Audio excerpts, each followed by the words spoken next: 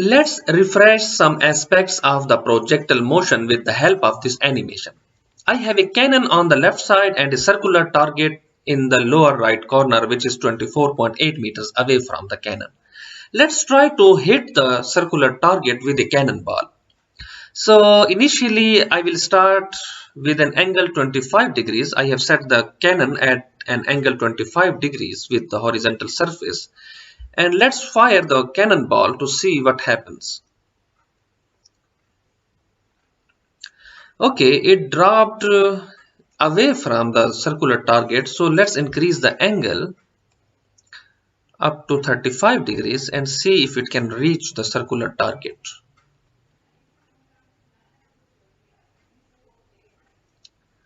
Okay, I still miss the circular target, but the good thing I can observe from this behavior that as I am increasing the angle with the horizontal, the range is increasing. So I hope if I keep on increasing the angles, I will hit the circular target at certain angle. So let's increase it to 45 degrees.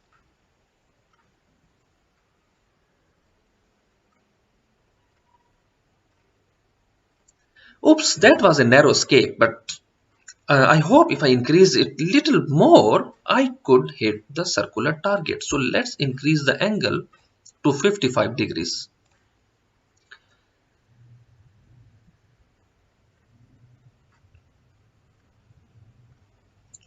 What? I increased the angle, but now it seems like the horizontal range of the cannonball is decreasing. The last time angle was 45 degrees and it was very close to the target. And now I increase the angle to 55 degrees and range is decreasing. So when I was below 45, the range was increasing with increasing angles. And after crossing the angle 45 degrees, now as I am increasing the angles, range is decreasing. Let's find out at some other angle. So I set the angle at 65 degrees and let's see.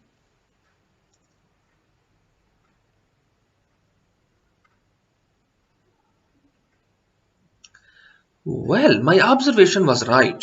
Now after 45 degrees, when I am increasing the angles, the range is decreasing. And I also noticed some other thing, that after crossing the 45 degrees, now the cannonball goes higher and higher, but shorter and shorter horizontally. So if I keep on increasing the angles, let's see.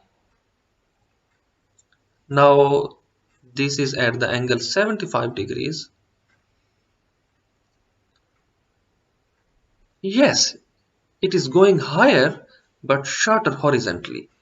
And let's do it at 85 degrees.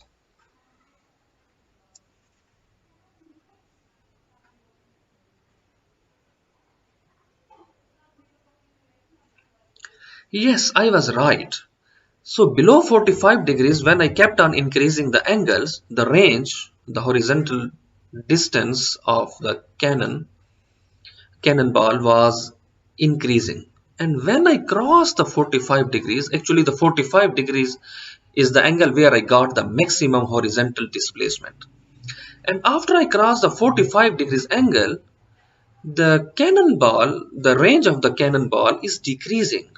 And I also noticed that after crossing the 45 degrees, it goes higher and higher, but shorter and shorter horizontally. So I conclude that this circular target is out of the range of my cannon. Let's see some other aspects of the projectile motion. So here is the cannonball fired at the angle 45 degrees. The downward yellow arrow is representing the acceleration. The green arrows are the components of the velocity. We know that in a projectile motion, the velocity has two components, horizontal and vertical. So the horizontal arrow pointing towards the right is the horizontal component of the velocity, and the vertical green arrow, which is at this moment pointing upward, is the vertical component of the velocity, and let's see what are they showing. So I will replay this animation to see what happens. So here the cannonball is rising up, it is going higher and higher, and we see that the vertical component of the velocity is directed upward, the acceleration is directed downward. This is acceleration due to gravity, and we know that the force of gravity always acts downward towards the center of the earth. And if the direction of the force is always towards the ground, direction of the acceleration will be the same. The horizontal arrow towards the right, pointing towards the right, is the horizontal component of the velocity. And we see that as the cannonball is rising up and up, the vertical component is decreasing in quantity. It becomes zero at the maximum height, and then we see that it is changing its direction. It is increasing, and it has changed its direction after crossing the point of maximum height, and now it's directed downward. The acceleration and vertical component of the velocity are in the same direction because now the object is falling down to the earth, and finally it hits the final point. So once again, see that the horizontal component of the velocity, which is directed towards the right, is constant. You will not see any change in the length of this vector. So it means the horizontal component of the velocity is constant.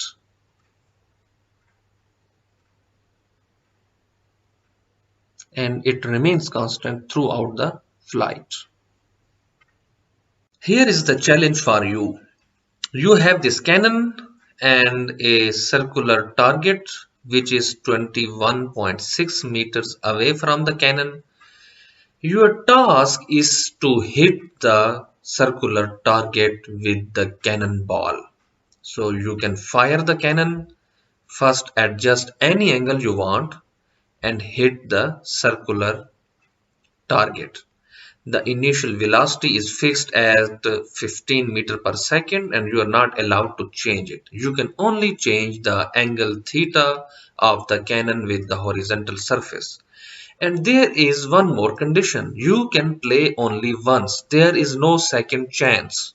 So adjust the angle of the cannon, whatever angle you think might work, and fire the cannon. If you hit the circular target, you are the winner, otherwise you are the loser.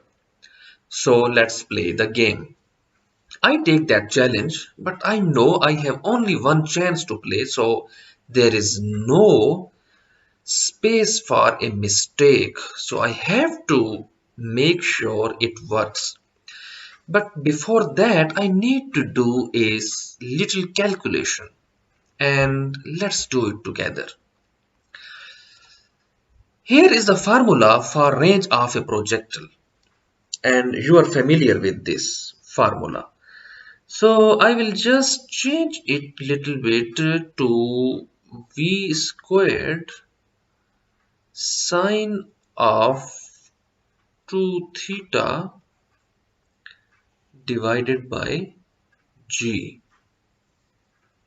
because I can combine 2 sine and cosine of theta as sine of 2 theta, and you will know the reason later why I am doing that.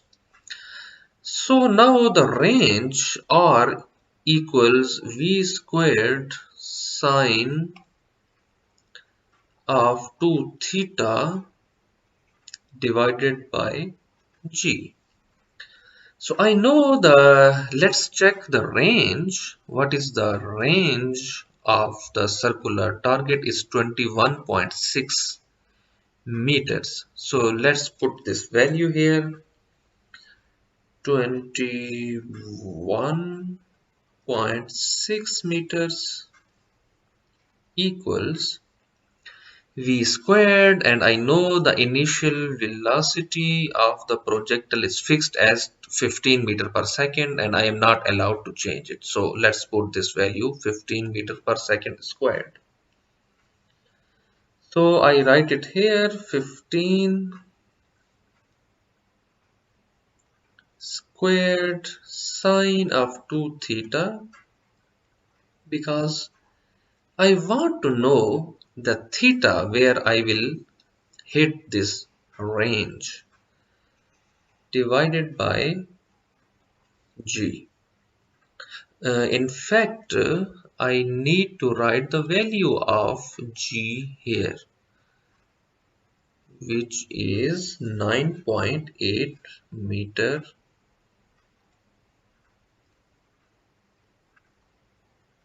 per second squared.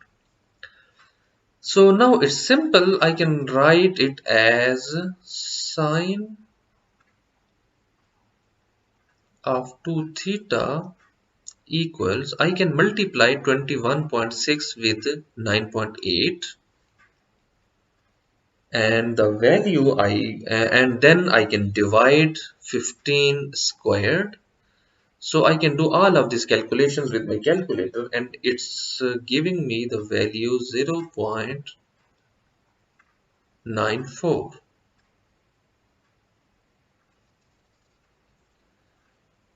And then I can find sine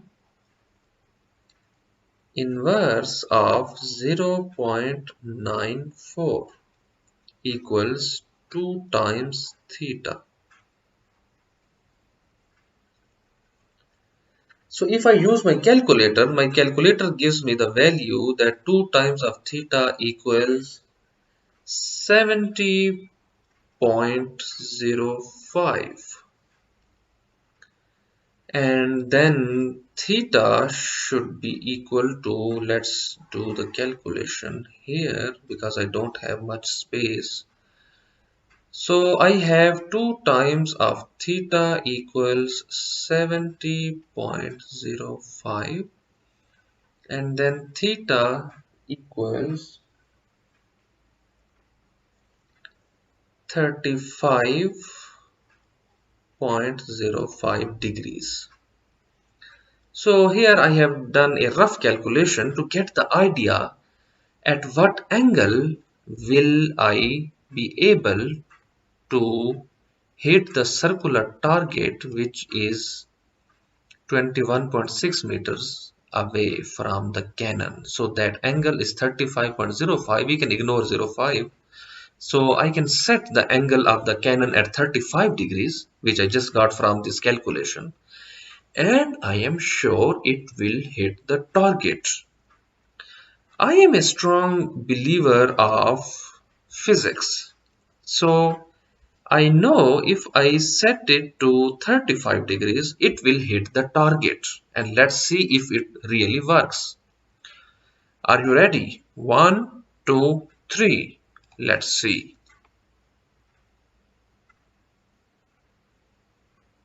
Yes, we hit the target by adjusting the angle at 35 degrees.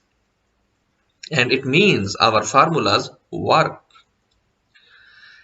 Should I tell you another strange thing about this problem? I have hit the target, right, at the angle 35 degrees. Now, let's see what happens if I set it to 55 degrees.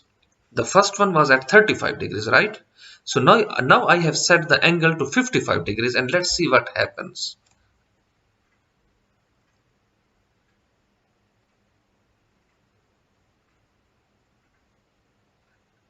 Oh, wow!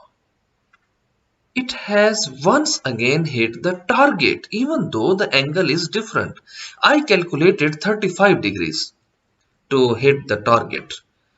But now I have set the angle to 55 degrees and it has hit the target once again. What could be the reason? Think about it and we can discuss it later.